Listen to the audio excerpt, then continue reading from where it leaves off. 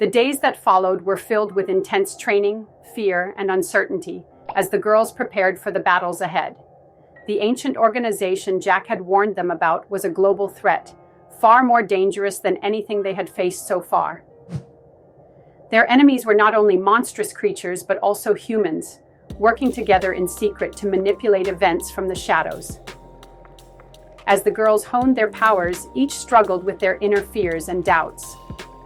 Bella's connection to the earth grew stronger, allowing her to feel the world's tremors beneath her feet, an overwhelming yet comforting sensation. Charli's control over fire became more potent, but with it came the constant risk of losing herself to the rage it stirred. Addison, typically reserved, mastered the wind, using it both for offense and defense, while Karli, the most doubtful of them all, discovered a terrifying command over the shadows, which seemed to obey her every will.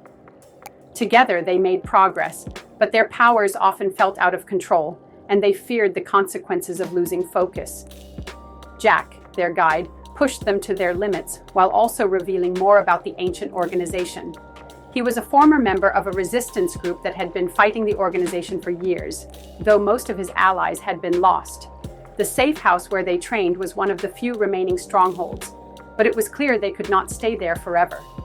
The organization was already aware of their existence, and Jack knew they had to strike first. He explained that the battle would not be simple, as the organization had set traps and placed agents everywhere.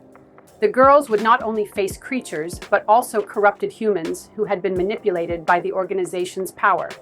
Jack's strategy was to find the source of the organization's strength, a central power that controlled both their soldiers and the secrecy that allowed them to operate in the shadows. But reaching this source would not be easy. The closer they got, the more dangerous the fight would become, as the organization would stop at nothing to prevent them from uncovering the key to their destruction.